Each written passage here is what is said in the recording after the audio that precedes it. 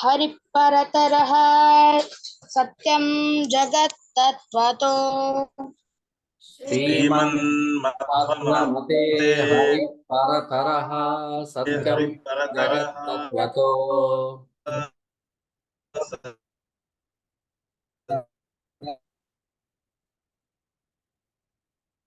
भिन्ना जीवगणा हरेरनुचरा नीचोच्च भावं गताः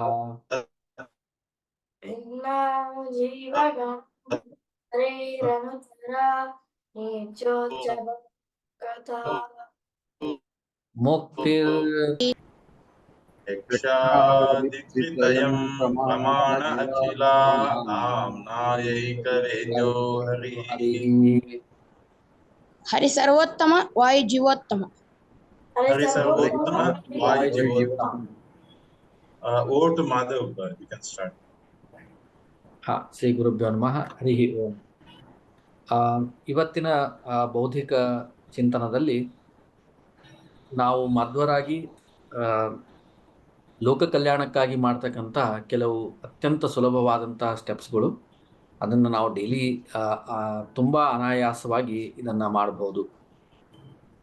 ಮುಖ್ಯವಾಗಿ ಒಂದನೆಯದ್ದು, ಈ ಮಾನವ ಜನ್ಮ ಮತ್ತು ಅದರಲ್ಲಿ ಬ್ರಾಹ್ಮಣ ಜನ್ಮ, ಅದರಲ್ಲಿ ಮಧ್ವ ಜನ್ಮ ಬಂದಾಗ ಈ ಜ್ಞಾನ ಕಾರ್ಯಕ್ಕೆ ಬಹಳ ಮಹತ್ವವನ್ನು ಕೊಟ್ಟಿದ್ದಾರೆ. ಯಾಕೆಂದ್ರೆ ನಾವು ಒಂಥರ ಈ ನಾಲೆಜ್ ಸ್ಟೋರೇಜ್ ಡಿವೈಸ್ ಇದ್ದಂಗೆ. ಮತ್ತೆ ಈ ನಾಲೆಜ್ ಸ್ಟೋರೇಜ್ ಡಿವೈಸ್ ಮನುಷ್ಯನಿಂದ ಮನುಷ್ಯನಿಗೆ ಹೋಗ್ತಕ್ಕಂಥ ಒಂದು ವಿಚಿತ್ರವಾದಂತಹ ಪರಿಕಲ್ಪನೆ.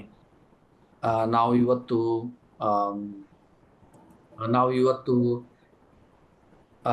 CD ಡ್ರೈವ್ ಅಲ್ಲಿ ಅಥವಾ ಪೆನ್ ಡ್ರೈವ್ದಲ್ಲಿ ಅಥವಾ ಸ್ಟೋರೇಜ್ ಹಾರ್ಡ್ ಡಿಸ್ಕ್ದಲ್ಲಿ ಡೇಟಾ ಅನ್ನ ಹಾಕ್ತೀವಿ. ಬಟ್ ಅದು ನಾಲೆಜ್ ಅಲ್ಲ, ಅದು ಸುಮ್ಮನೆ ಡೇಟಾ ಇರ್ತದೆ, ಅದನ್ನ ಮುಂದೆ ಪಾಸ್ ಆನ್ ಮಾಡಬಹುದು.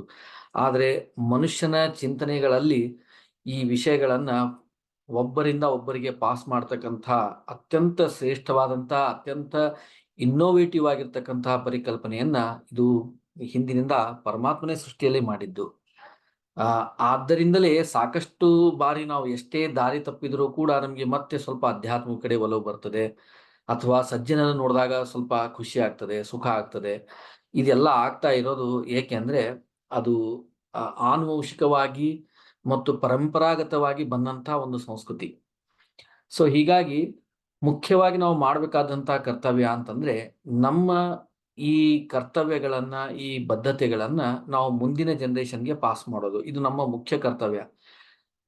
ಅಂದ್ರೆ ನಮ್ಮ ಮನೆಯಿಂದನೇ ಪಾಠಶಾಲೆ ಶುರು ಆಗ್ಬೇಕು, ಹೊರತಾಗಿ ಹೊರಗಡೆಯಿಂದ ಆಗಿ ಆಮೇಲೆ ಮನೆಗೆ ಬರಬಾರ್ದು. ನಮ್ಮ ಮನೆಯಿಂದನೇ ಶುರು ಆಗ್ಬೇಕು. ಸೊ ಮನೆಯಿಂದನೇ ನಾವು ಈ ನಮ್ಮ ಸಂಸ್ಕೃತಿಯನ್ನ, ನಮ್ಮ ಧರ್ಮದ ಆಚರಣೆಗಳನ್ನ, ವಿಚಾರಗಳನ್ನ ಮಕ್ಕಳಿಗೆ ತುಂಬಬೇಕು. ಇದು ಮಾಡ್ಲಿಕ್ಕೆ ಹೇಗೆ ಅಚೀವ್ ಮಾಡ್ಬೇಕಂತ ಅನ್ನೋದನ್ನ ನಾವು ಕೂಡ ಚಿಂತನೆ ಮಾಡೋಣ. ಬರೀ ಹೀಗೆ ಮಾಡ್ಬೇಕು, ಹಾಗೆ ಮಾಡ್ಬೇಕು ಅಂತ ಹೇಳೋದು ಬೇಡ. ಹೇಗೆ ಮಾಡಬಹುದು ಅಂದ್ರೆ, ಒಂದೆರಡು ನಾವು ಪ್ರಯತ್ನ ಮಾಡಿದ್ದು ಅದು ವರ್ಕೌಟ್ ಆಗಿದ್ದನ್ನ ಇಲ್ಲಿ ಹಂಚಲಿಕ್ಕೆ ಪ್ರಯತ್ನ ಮಾಡೋದು. ಒಂದನೇದ್ದು, ಇದನ್ನ ಹೇಗೆ ಸುಲಭವಾಗಿ ಮಾಡಬಹುದು ಅಂತಂದ್ರೆ, ಮಕ್ಕಳಿಗೆ ಓಪನ್ ಎಂಡೆಡ್ ಕ್ವಶನ್ಸ್ ಅನ್ನ ಕೇಳಬೇಕು. ಅಂದ್ರೆ ನೀನು ಸಂಧಾನ ಮಾಡು, ನೀನು ಹಿಂಗ್ ಮಾಡು, ನೀನು ಹಾಂಗ್ ಮಾಡು ಅಂತ ಹೇಳೋದು ಇದು ಡಿಕ್ಟೇಷನ್ ಆಗುತ್ತೆ. ಎಷ್ಟೋ ಬಾರಿ ಡಿಕ್ಟೇಷನ್ ಇದು ಜನರಿಗೆ ಸೇರೋದಿಲ್ಲ. ಆದರೆ ಓಪನ್ ಎಂಡೆಡ್ ಕ್ವಶನ್ ಇದು ಒಂಥರ ತಮ್ಮ ವಿಚಾರ ಶಕ್ತಿಯನ್ನ ಚುರುಕು ಮಾಡ್ತಕ್ಕಂತಹ ಕಾರ್ಯ. ಅಂದ್ರೆ ಒಂಥರ ಓಪನ್ ಮಾಡ್ಬಿಡುತ್ತೆ ಅದು. ಹೇಗೆಂದ್ರೆ, ನೀನು ಇವತ್ತಿನ ಪ್ರತಿನಿತ್ಯ ಈ ಜಂಜಾಟದಲ್ಲಿ, ನೀನು ಸ್ಕೂಲಲ್ಲಿ ಇರ್ತಕ್ಕಂಥ ಟೆನ್ಷನ್ ಇರಬಹುದು, ಅಭ್ಯಾಸದ ಒತ್ತಡ ಇರಬಹುದು, ಇದರ ಮಧ್ಯೆ ನೀನು ನಿನ್ನ ಮನಸ್ಸನ್ನ ಹೇಗೆ ರಿಲ್ಯಾಕ್ಸ್ ಮಾಡ್ತೀಯಾ, ಅಥವಾ ನಿನ್ನ ಮನಸ್ಸಿಗೆ ಒಂದು ಎಕ್ಸಸೈಸ್ ಅನ್ನ ಯಾವ ತರ ಮಾಡಿಸ್ತೀಯಾ, ನಿನ್ನ ವಿಚಾರಗಳನ್ನ ಎಷ್ಟು ಲೆವೆಲ್ಗೆ ಡೆಪ್ತ್ ಆಗಿ ನೀನು ತೆಗೆದುಕೊಂಡು ಹೋಗಕ್ಕೆ ನಿನ್ನ ಮೈಂಡಿಗೆ ಟ್ರೈನಿಂಗ್ ಅನ್ನ ಕೊಡ್ತಾ ಇದೀಯಾ ಅಂತ ನಾವು ಪ್ರಶ್ನೆಯನ್ನ ಕೇಳಿದಾಗ ಸಾಕಷ್ಟು ಉತ್ತರಗಳು ಬರ್ತವೆ. ನಾನು ಯಾವುದೋ ಒಂದು ಮ್ಯೂಸಿಕ್ ಕೇಳ್ತೀನಿ, ಅಥವಾ ಯಾವುದೋ ಒಂದು ಇಂಗ್ಲಿಷ್ ಸಾಂಗ್ನ, ತುಂಬಾ ಥೀಮ್ ಸಾಂಗ್ ಅನ್ನ ಕೇಳಿ ನನ್ನ ಮೈಂಡ್ ರಿಲ್ಯಾಕ್ಸ್ ಮಾಡ್ಕೋತೀನಿ, ಈ ತರ ಬರಬಹುದು, ಬರೋದಿಲ್ಲ ಅಂತಲ್ಲ. ಅದನ್ನೇ ನಾವು ಬಳಸ್ಕೊಂಡು ಇದನ್ನ ನೀನು ಈ ತರ ಪಾರಾಯಣ ಮಾಡೋದಾಗಿರ್ಬೋದು, ಅಥವಾ ಮೆಡಿಟೇಷನ್ ಮಾಡೋದಾಗಿರ್ಬೋದು, ಅಥವಾ ಮೆಡಿಟೇಷನ್ ಬೇಡ, ಗಾಯತ್ರಿ ಜಪ ಮಾಡ್ಬೇಕಾದ್ರೇನೆ ಉತ್ತಮವಾದ ಮನಸ್ಥಿತಿಯನ್ನು ಇಟ್ಕೊಂಡು ಆ ಗಾಯತ್ರಿ ಜಪವನ್ನ ಮಾಡಿದ್ರೆ ಸಾಕು ಅಂತ ಚಿಂತನೆಯನ್ನ ಮಾಡಬೇಕು. ಎರಡನೇದ್ದು, ಇದು ನಮ್ಮ ಪರಂಪರೆಯನ್ನ ಪಾಸ್ ಆನ್ ಮಾಡ್ಲಿಕ್ಕೆ ಇದು ಒಂದು ತರ ಒಂದು ಎಕ್ಸಸೈಸ್ ಇದನ್ನ ನಾವು ಅವ್ರಿಗೆ ಕಲಿಸ್ಬೇಕು. ಅದೇ ತರ ಆಹಾರ ವಿಹಾರಗಳ ಬಗ್ಗೆನೂ ನಾಲೆಜ್ ಅನ್ನ ಹುಟ್ಟಿಸ್ಬೇಕು. ಇದು ತಿನ್ಬೇಡ, ಅದು ತಿನ್ಬೇಡ, ಇದು ನಿಷಿದ್ದು, ಅದು ನಿಷಿದ್ದು ಅಂತ ಹೇಳಿದಾಗ ಯಾವ ವಸ್ತು ನಿಷಿದ್ದಿದೆ ಅದೇ ತುಂಬಾ ಲೈಕ್ ಆಗುತ್ತೆ ನಮ್ಗೆ. ಇವತ್ತು ಟೆಲಿವಿಷನ್ದಲ್ಲಿ ನಾವು ನೋಡ್ತಕ್ಕಂಥ 99.99 ಅಥವಾ 100% ಅಂದ್ರೂ ಪರವಾಗಿಲ್ಲ, 100% ಬರ್ತಕ್ಕಂಥ ಅಡ್ವರ್ಟೈಸ್ಮೆಂಟ್ಗಳು, ಅಲ್ಲಿ ಕ್ರಿಕೆಟ್ ಸ್ಟಾರ್ ಇರಬಹುದು, ಫಿಲ್ಮ್ ಸ್ಟಾರ್ ಇರಬಹುದು, ಪಾಲಿಟಿಷಿಯನ್ ಇರಬಹುದು, ಅವ್ರು ಹೇಳ್ತಕ್ಕಂಥ ಎಲ್ಲಾ ವಿಚಾರ ಸುಳ್ಳು ಅಂತ ನಮ್ಗೆ ಗುರ್ತು. ಅದು 100% ನಮ್ಗೆ ಗುರ್ತು. ಆದ್ರೆ ಯಾವುದು ಸರಿ ಅಲ್ಲ ಅದ್ರ ಕಡೆ ಆಗ್ರಹ ಜಾಸ್ತಿ ಆಗುತ್ತೆ. ಸ್ಮೋಕ್ ಮಾಡಬೇಡ ಅಂತ ಸಾಕಷ್ಟು ಹೇಳಿದ್ರೆ ಅವನು 4-5 ಜನ ಸ್ಮೋಕರ್ಸ್ ಜೊತೆ ತಿರುಗಾಡಿ ನೋಡ್ತಾನೆ ಹೇಗಾಗುತ್ತೆ ಅನುಭವ ಅಂತ. ಹಾಗೆ ಬೇಡ ಅನ್ನೋದಕ್ಕಿಂತ ಮತ್ತೆ ಓಪನ್ ಎಂಡೆಡ್ ಕ್ವಶನ್ ಮಾಡೆಲ್ ಅನ್ನ ಯೂಸ್ ಮಾಡಿಕೊಂಡು ಅವರಿಗೆ ಟ್ರೈನ್ ಮಾಡಬಹುದು. ಏನಂದ್ರೆ, ನೀನು ಉತ್ತಮವಾದಂತ ಆಹಾರವನ್ನ ಯಾವ ತರ ಸೇವನೆ ಮಾಡ್ಬೇಕಂತ ಪ್ರಯತ್ನ ಮಾಡ್ತಾ ಇದ್ದೀಯಾ? ಆಹಾರ ಯಾವ್ದು ಉತ್ತಮ ಯಾವ್ದು ಕೆಟ್ಟ ಅಂತ ನೀನು ಹೇಗೆ ನಿರ್ಧಾರ ಮಾಡ್ತೀಯಾ? ಟೇಸ್ಟ್ ದಿಂದ ನಿರ್ಧಾರ ಮಾಡ್ತೀಯೋ, ಅಥವಾ ಅದರ ಆಕಾರದಿಂದ ನಿರ್ಧಾರ ಮಾಡ್ತೀಯೋ, ಅಥವಾ ಅದು ಯಾವ ಪ್ರದೇಶದಲ್ಲಿ ಸಿಗುತ್ತದೆ, ಅಥವಾ ಫಾರ್ ಎಕ್ಸಾಂಪಲ್ 5 ಸ್ಟಾರ್ ಹೋಟೆಲ್ದಲ್ಲಿ ಇರ್ತಕ್ಕಂಥ ಊಟ ತುಂಬಾ ಶ್ರೇಷ್ಠ ಅಂತ ಅನ್ಕೊಂಡಿರ್ಬೋದು, ಅಥವಾ ರಸ್ತೆ ಬದಿಯಲ್ಲಿ ತಿಂತಕ್ಕಂಥ ಹೈ ಟೇಸ್ಟ್ ಫುಡ್ಡೇ ತುಂಬಾ ಚೆನ್ನಾಗಿರುತ್ತೆ ಅಂತ ಕೆಲವರು ಹೊಗಳ್ತಿರ್ತಾರೆ. ಇದು ಹೇಗೆ ಕಂಡು ಹಿಡಿತಾನೆ ಅಂತನೋ ಈ ಓಪನ್ನೆಸ್ ಅನ್ನ ಅವರಲ್ಲಿ ಬೆಳೆಸಬೇಕು. ಇದು ಯಾಕೆ ಈ ವಿಚಾರ ಓಪನ್ನೆಸ್ ಬೆಳೆಸಬೇಕು ಅಂತ ಹೇಳ್ತಿದೀವಿ ಅಂದ್ರೆ, ಇವತ್ತು ಸಾಕಷ್ಟು ಜನ, ಅದು ಸೋಷಿಯಲ್ ಮೀಡಿಯಾ ಇರಬಹುದು, ನ್ಯೂಸ್ ಪೇಪರ್ಸ್ಗಳು ಇರಬಹುದು, ಟಿವಿ ಮಾಧ್ಯಮ ಇರಬಹುದು, ಅಥವಾ ಹಳೆ ಚಲನಚಿತ್ರಗಳಿರಬಹುದು, ಅವುಗಳ ಇನ್ಫ್ಲೂಯೆನ್ಸ್ ದಿಂದ ಏನಾಗಿದ್ದಾರೆ ಅಂದ್ರೆ, ನಮ್ಮ ಧರ್ಮ ಸರಿ ಇಲ್ಲ, ನಾವು ಮಾಡ್ತಕ್ಕಂಥ ಆಚರಣೆಗಳು ಸರಿ ಇಲ್ಲ, ನಾವು ಮಾನವತಾವಾದಿಗಳಲ್ಲ, ಮಾನವ ದ್ವೇಷಿಗಳು, ತಾರತಮ್ಯವನ್ನ ಮಾಡ್ತೇವೆ, ಸಮಾಜಕ್ಕೆ ಅಹಿತವಾದಂತಹ ಚಿಂತನೆಗಳನ್ನ ಮಾಡ್ತೀವಿ ಅಂತ ಮನದಲ್ಲಿ ತುಂಬಿದೆ. ಅದು ಯಾಕೆಂದ್ರೆ ಅದು ಇನ್ಕ್ಯುಬೇಟೆಡ್, ಅಂದ್ರೆ ಯಾರೋ ಒಬ್ರು ಹುಟ್ಟಿಸಿ ಅದನ್ನ ಚೆನ್ನಾಗಿ ಇನ್ಕ್ಯುಬೇಟ್ ಮಾಡಿದ್ದಾರೆ ಓವರ್ ಪೀರಿಯಡ್ ಆಫ್ 70-50 ಇಯರ್ಸ್ ಈ ತರ ಮಾಡಿದ್ದು.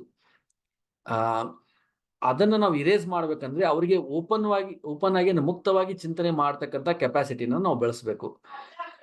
ನಮ್ಮ ಭಾಗವತ ಸರಿ ಇದೆಯೋ ತಪ್ಪಿದೆಯೋ ಅಂತ ನೀನು ಹೇಗೆ ಕಂಡು ಹಿಡಿತೀಯ ಅಂತ ಪ್ರಶ್ನೆ ಕೇಳಿದಾಗ ಅವಾಗ ಅವನೇನೋ ಒಂದು ತಿಳ್ಕೊಂಡಾದ್ರೂ ಕಂಡು ಹಿಡಿಬೇಕು ಅಂತ ಹೇಳಿ ಪ್ರಯತ್ನ ಮಾಡ್ಬೋದು, ಹೊರತಾಗಿ ಎಲ್ಲೋ ಒಂದ್ ಕಡೆ ಭಾಗದಲ್ಲಿ ಕೆಟ್ಟ ವಿಷಯ ಬಂದಿದೆ ಅಂತ ಯಾರೋ ಹೇಳಿದ್ರೆ ಅದನ್ನ ನಂಬಲ್ಲ ಅವನು.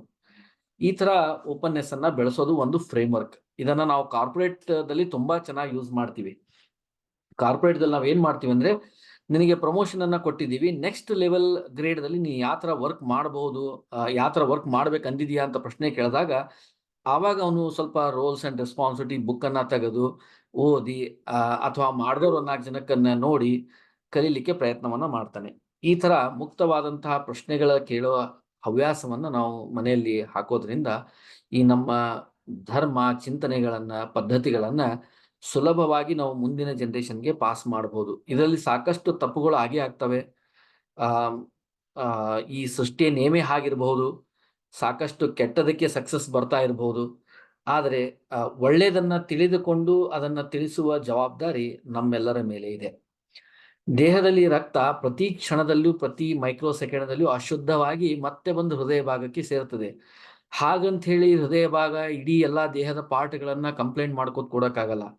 ಇದು ಕಾಲಿಗೆ ಹೋಗಿ ಯಾಕೆ ಹೊಲಸಾಗಿ ಬಂತು, ತಲೆಗೆ ಹೋಗಿ ಯಾಕೆ ಹೊಲಸಾಗಿ ಬಂತು, ಹೊಟ್ಟೆಗೆ ಹೋಗಿ ಯಾಕೆ ಹೊಲಸಾಗಿ ಬಂತು ಅಂತ ಅದು ತನ್ನ ಕರ್ತವ್ಯವನ್ನ ತಾನು ಮಾಡೇ ಮಾಡುತ್ತೆ.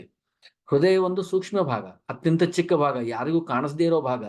ಹಾಗೆ ಮಾಧ್ವ ಚಿಂತನೆಗಳು, ಮಾಧ್ವರು ಅವ್ರು ಮಾಡ್ತಕ್ಕಂಥ ಸಾಧನೆಗಳು ಜನಕ್ಕೆ ಪ್ರದರ್ಶನೆಗೆ ಇಟ್ಟಿರ್ತಕ್ಕಂಥ ವಿಷಯ ಅಲ್ಲ. ಆದ್ರೆ ಇದು ಒಳಗಡೆನೆ ಸೂಕ್ಷ್ಮವಾಗಿ ಇದ್ದು ಎಲ್ಲರನ್ನ ಮನ್ನಿಸಿ ಅದನ್ನ ಶುದ್ಧ ಮಾಡೋ ಕಾರ್ಯ ಅಂತ ದೊಡ್ಡ ಕಾರ್ಯವನ್ನ ಈ ಸಮಾಜ ಮಾಡೋ ಜವಾಬ್ದಾರಿ ಇದೆ. ಇದನ್ನ ನಾವು ಮುಂದಿನ ಜನರೇಷನ್ಗೆ ಪಾಸ್ ಮಾಡೋದು ಅತ್ಯಂತ ಅವಶ್ಯಕವಾದಂತಹದ್ದು.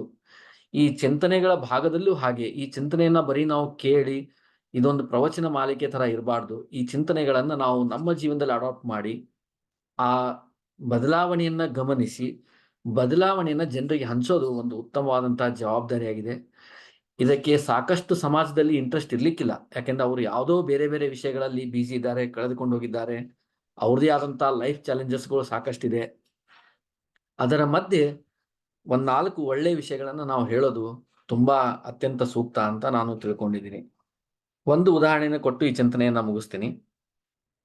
ಕೆಲವೊಬ್ಬ ಪಂಡಿತರನ್ನ ನಾನು ನೋಡಿದ್ದೀನಿ, ಕೆಲವೊಬ್ಬ ಪಂಡಿತರನ್ನ ಆಚಾರ್ಯರನ್ನ ನೋಡಿದ್ದೇನೆ. ಅವರು ಅತ್ಯಂತ ದಕ್ಷತೆಯಿಂದ ಕೆಲಸ ಮಾಡೋದು ಕೂಡ ನೋಡಿದ್ದೀನಿ. ಅವ್ರ ಹಣಕ್ಕೋಸ್ಕರ ಆಗ್ಲಿ ಹೆಸರಿಗೋಸ್ಕರ ಆಗ್ಲಿ ಮಾಡಿದವರಲ್ಲ. ಅವರನ್ನ ಬೇರೆ ಬೇರೆ ಜಗದಲ್ಲಿ ನಾನು ಭೇಟಿ ಆದಾಗ ಅವ್ರು ನನ್ನನ್ನು ರಿಕಗ್ನೈಸ್ ಮಾಡಲ್ಲ, ಅವ್ರನ್ನ ನಾನು ರಿಕಗ್ನೈಸ್ ಮಾಡಿರ್ತೀನಿ. ಅಂದ್ರೆ ಅವ್ರನ್ನ ಗುರ್ತು ಹಿಡಿತೀನಿ, ಅವ್ರು ನನಗೆ ಗುರ್ತು ಹಿಡಿಲಿಕ್ಕೆ ಟಫ್ ಆಗುತ್ತೆ. ಯಾಕಂದ್ರೆ ಅವ್ರು ದಿನ 1000 ಜನಕ್ಕೆ ಭೇಟಿ ಆಗ್ತಾರೆ. ಪ್ರತಿ ಸರಿ ಭೇಟಿ ಆದಾಗ ಅವ್ರು ಕೇಳ್ತಾರೆ, ನೀನ್ ಯಾವ ಊರ್ದವನು ಹಂಗ್ ಪ್ರಶ್ನೆ ಕೇಳಿ ಆಮೇಲೆ ಕೇಳ್ತಾರೆ, ಸಂಧ್ಯಾವನ್ ಮಾಡ್ತಿದ್ಯಾ ಅಂತ ಕೇಳ್ತಾರೆ. ಹೌದು ಅಂತ ಹೇಳ್ತೀನಿ. 108 ಗಾಯ ಜಪ ಮಾಡ್ತೀಯಾ ಅಂತ ಕೇಳ್ತಾರೆ. ಹೌದು ಅಂತೀನಿ. ಪೂಜೆ ಮಾಡ್ತಾ ಇದೀಯಾ ಅಂತ ಕೇಳ್ತಾರೆ. ಹಾ ಪೂಜೆನೂ ಮಾಡ್ತೀನಿ ಅಂತ. ಅನುಸಂಧಾನ ಮಾಡೋದು ಗುರ್ತಾಗಿದ್ಯಾ ಅಂತ ಕೇಳ್ತಾರೆ. ಅಂದ್ರೆ ಓಪನ್ ಎಂಡೆಡ್ ಕ್ವಶನ್ಸ್. ಯಾಕೆ ಮಾಡಲ್ಲ, ಹೀಗ್ ಮಾಡ್ಬೇಕು, ಹಾಗ್ ಮಾಡ್ಬೇಕು, ಹೀಗ್ ಮಾಡಿದವರೇ ಶ್ರೇಷ್ಠ, ಹೀಗ್ ಮಾಡಿದವರು ಯೂಸ್ಲೆಸ್, ಈ ತರ ಹೇಳಲ್ಲ. Open ended. ಅಂದ್ರೆ ಯಾರೋ ಒಬ್ರು ದೊಡ್ಡವರು ವ್ಯಕ್ತಿ ನಮ್ಗೆ ಬಂದು ಇಂಥ ಪ್ರಶ್ನೆ ಕೇಳ್ತಿದಾರೆ ಅಂದ್ರೆ ನಾನೊಂದು ಏನಾದ್ರೂ ಮಾಡ್ಬೇಕು ಅನ್ನೋ ಛಲ ಅಥವಾ ಒಂದು ಆಸೆ ಬರುತ್ತೆ. ಆದ್ದರಿಂದ ಪ್ರತಿಯೊಬ್ಬ ಹಿರಿಯರು, ನಾವು ಕಿರಿಯರಾಗಿ ಹಿರಿಯರಿಗೆ ಹೇಳೋ ಶಕ್ತಿ ಇಲ್ಲ, ಆದ್ರೆ ಪ್ರತಿಯೊಬ್ಬ ಹಿರಿಯರು ನಾವು ಈ ತರ ಪ್ರಚೋದನಕಾರಿಯಾದಂತಹ ಪ್ರಶ್ನೆಗಳನ್ನ ನಮ್ಮ ಚಿಕ್ಕವರ ಮುಂದೆ ಅಥವಾ ಜೂನಿಯರ್ ಮುಂದೆ ಅಥವಾ ನಮ್ಮ ಫ್ಯಾಮಿಲಿ ಮೆಂಬರ್ಸ್ ಮುಂದೆ ಕೇಳೋದು ಅತ್ಯಂತ ಸೂಕ್ತ ಅಂತ ಹೇಳ್ತಾ ಇವತ್ತಿನ ಚಿಂತನೆಯನ್ನ ಸಮರ್ಪಣೆ ಮಾಡ್ತಾ ಇದ್ದೀವಿ. Over to Raghuttam Shreesha. Okay sir. Hari ಸರ್ವೋತ್ತಮ ವಾಯು ಜೀವೋತ್ತಮ. ಸರ್ವೋತ್ತಮ ವಾಯು ಜೀವೋತ್ತಮ. ಶ್ರೀಮನ್ಮಧ್ವಮತೆ ಹರಿಪರತರಃ ಸತ್ಯಂ ಜಗತ್ತತ್ವತೋ. ಶ್ರೀಮನ್ಮಧ್ವಮತೆ ಹರಿಪರತರಃ ಸತ್ಯಂ ಜಗತ್ತತ್ವತೋ. ಭಿನ್ನಾ ಜೀವಗಣಾ ಹರೇರನುಚರಾ ನೀಚೋಚ್ಚ ಭಾವಂಗತಾ. ಭಿನ್ನಾ ಜೀವಗಣಾ ಹರೇರನುಚರಾ ನೀಚೋಚ್ಚ ಭಾವಂಗತಾ. ಮುಕ್ತೇರ್ನೈಜ ಸುಖಾನುಭೂತಿರಮಲಾ ಭಕ್ತಿಶ್ಚ ತತ್ಸಾಧನಂ.